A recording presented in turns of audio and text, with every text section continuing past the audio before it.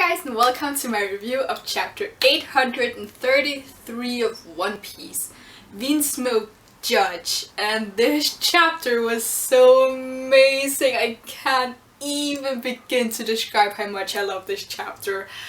Oh my god. Either way, let's just start from the beginning and then just go down and see what I liked so much about it. But we start off with these Vinsmoke soldiers kind of gathering because Sanji and Papa Vinsmoke are gonna have their fight. And it's interesting how they're like, who's this Sanji guy? Like, do they not know Sanji?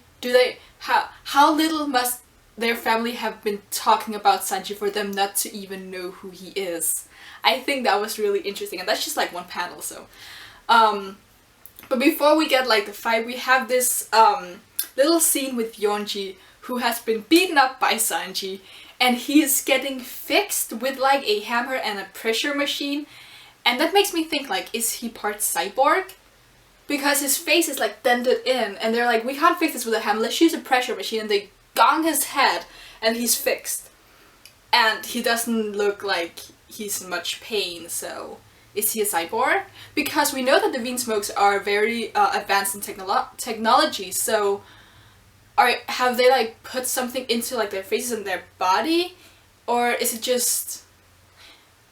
I was about to say it's a Dofur, but I think he fell in water once, so probably not. But yeah, that was weird, and I kind of really want to know more about that because they do touch a lot upon the technology part of the Vinsmokes a lot in this chapter, so But we go back to the battle or duel or whatever that Sanji and his father are having. And it's really interesting because at first all these soldiers are like, wow, that Sanji's guy, he's really strong, and that bounty poster of his really wasn't just like nothing. And they seem like extremely impressed with him, and so does his father, and it's like you just get from the very beginning this feeling that they are really, really underestimating Sanji. But either way, we have these soldiers who are like, wait, he's really strong and he's not even wearing a raid suit. And I'm just like, okay, a raid suit. Let me just, because all of these Vinsmokes, they're wearing like the same kind of outfit, so I'm guessing that's the raid suit. But what exactly is a raid suit?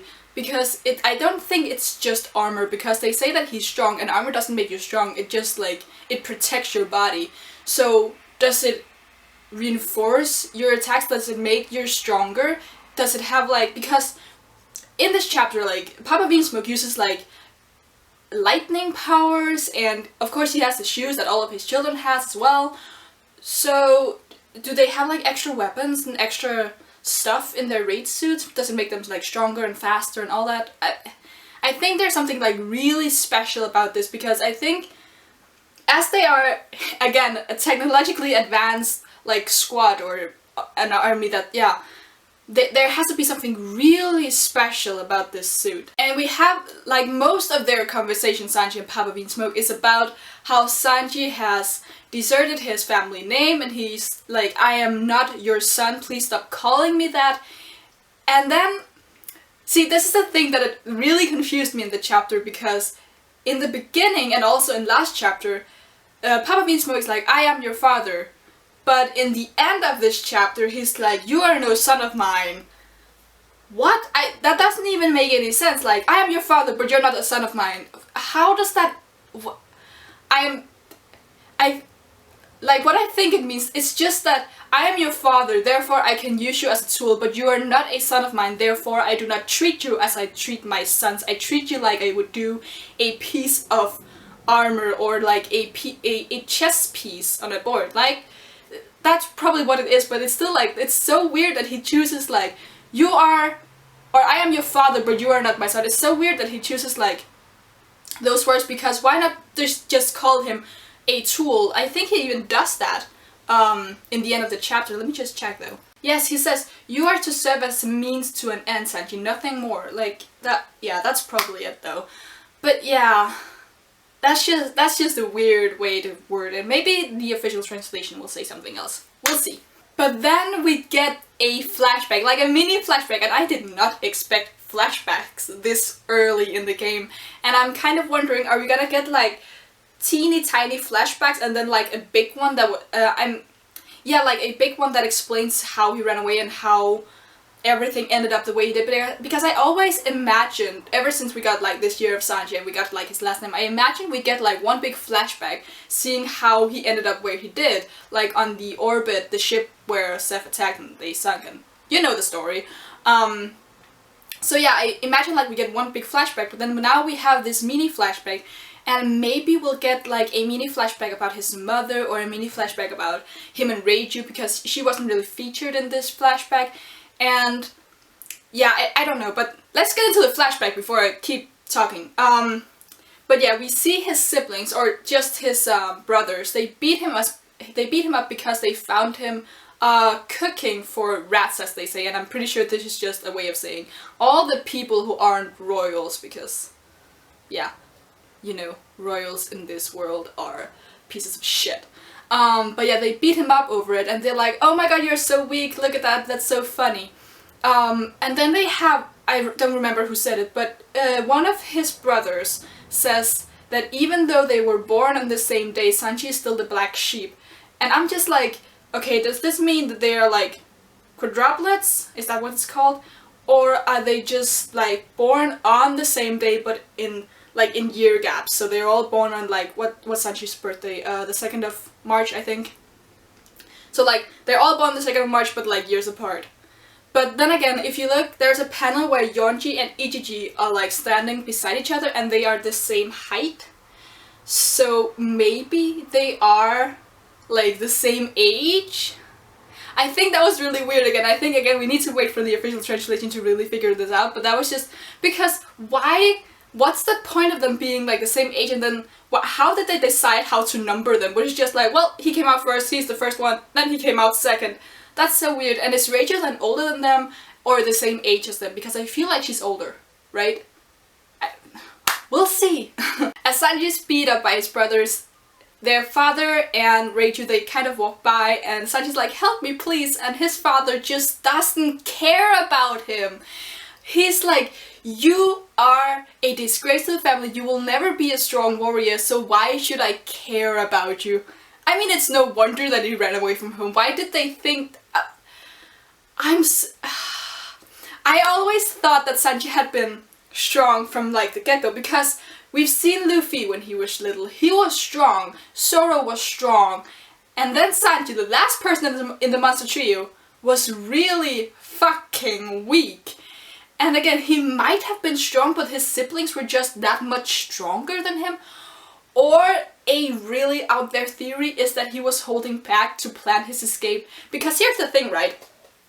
Sanji's main strength, of course he's like strong, physically strong, but his like main asset, for me at least, and I think a lot of people think this too, is that Sanji is really fucking smart. Like, he uses his brain to fight, and though he has like a really great amount of physical strength too, and he has haki and he has his fire attacks and all that, he's smart.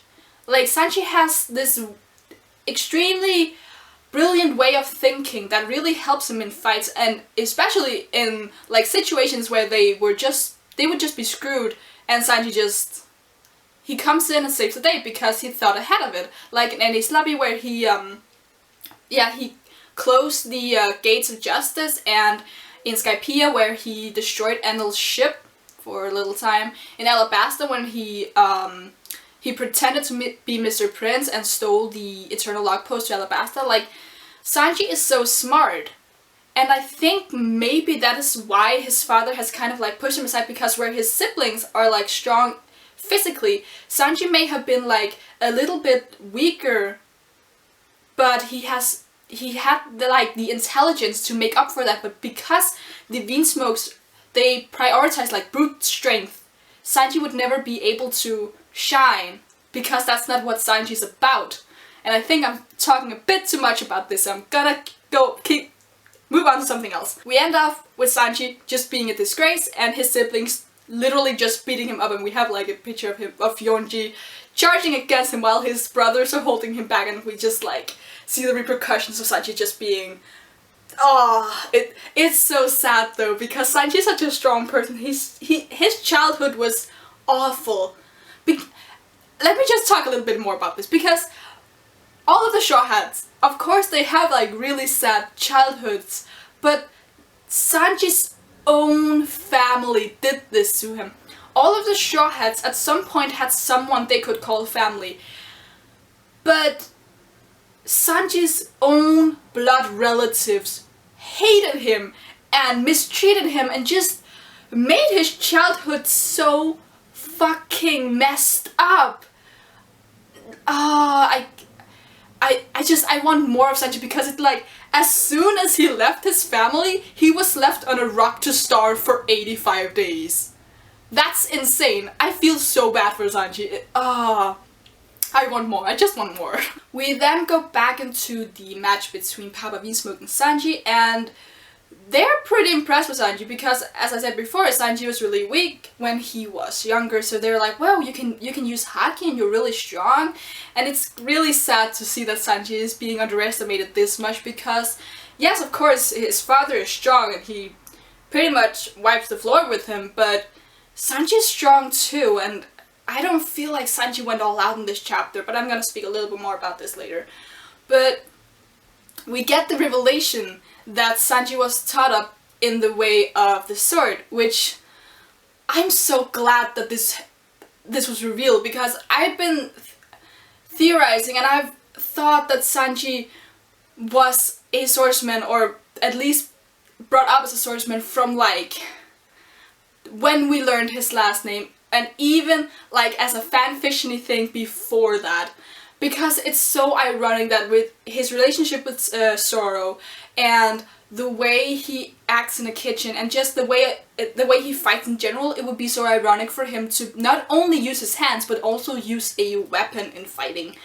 And it's just, if we go back to his fighting on the sea train against the ramen dude whose name I've just forgotten, but he uses knives to defeat him, and his like knife skills are so damn good. A lot of people, this is a point where a lot of people like Sanji is stronger than Zoro, and I'm not against this theory. Like, I like Sanji more than I like Zoro, but Sanji is definitely not stronger than Zoro. Please stop. But yeah, Sanji is strong, and Sanji has potential to be a lot of things, so it's interesting how he was brought up to be something that he ended up not becoming. And I think that's a general theme in this chapter too, because if we look at it, we have like two Sanji. We have Blackleg Sanji and we have Vinsmoke Sanji. And Vinsmoke Sanji is like a royal prat, or that's what his father wants him to be, who hates literally everyone who's not in his status, and he fights with swords, and he's strong, and he uses brute strength instead of his mind to fight. And then we have Blackleg Sanji, who's smart, who's compassionate, who cooks for his friends and doesn't care whether he cooks for his enemies but not his family, of course.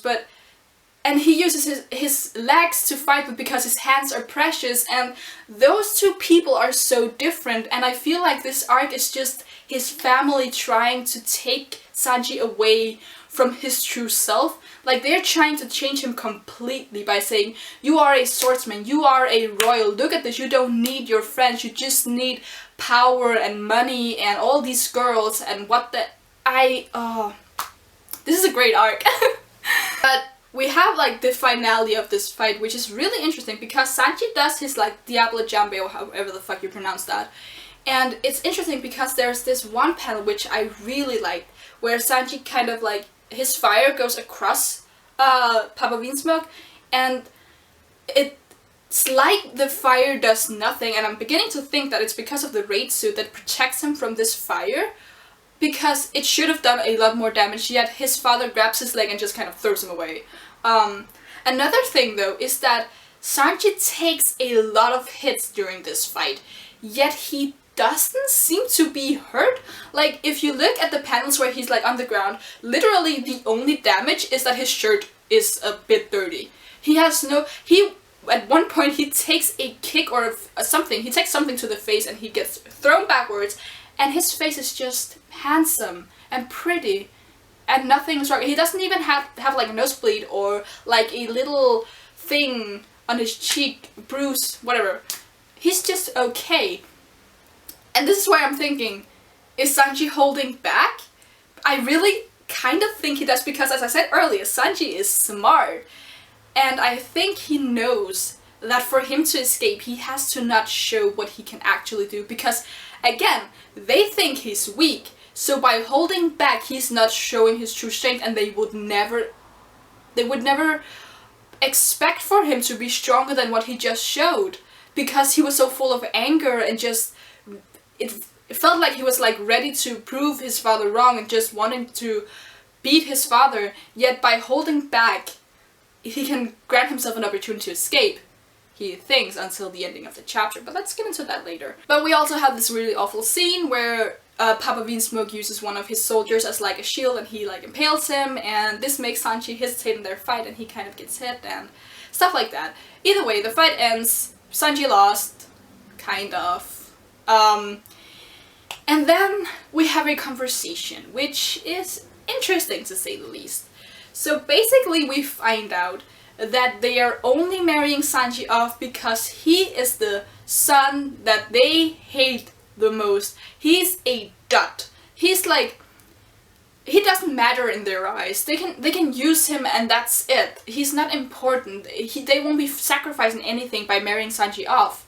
Which is, again, I don't remember if I said this in my last review or in a theory or whatever, but wouldn't it be interesting if they use Sanji because he's a pirate and then swear him off the family, so when they get from Big Mom what they want, of course they want military power, as we find out in this chapter, but I feel like they're trying to use Big Mom in a way that is not part of the deal.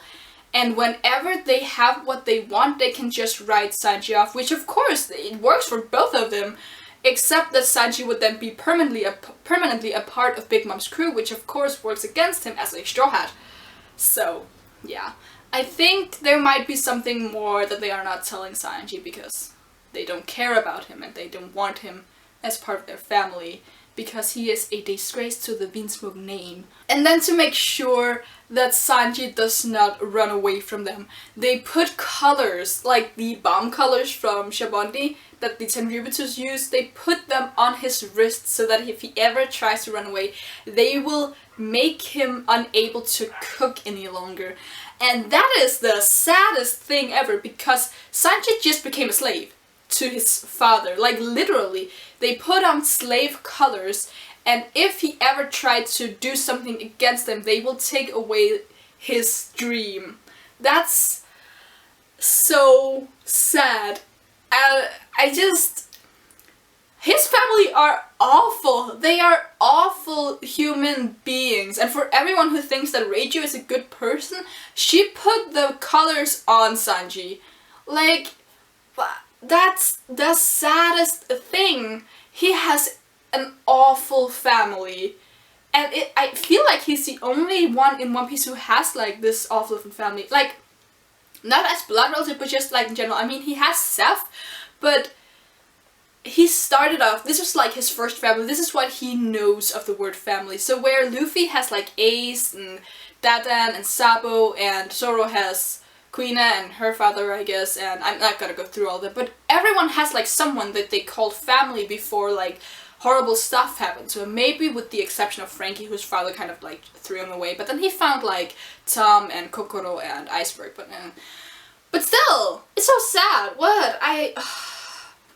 Sanji already, in my opinion, had one of the most powerful flashbacks, because where he didn't have someone in his flashback who died, he had to live with the fact that this person had eaten his own leg, and by eating his own leg, he not only allowed Sanji to live, but he took away his own fighting capabilities, which was kind of what made him what he was.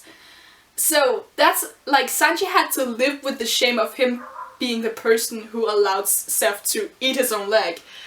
But now we also have this, and it's so sad, because he didn't have a person, as far as we know, who was like on his side. They all just hated him and bullied him and beat him up whenever he wasn't being strong or when he was feeding poor people.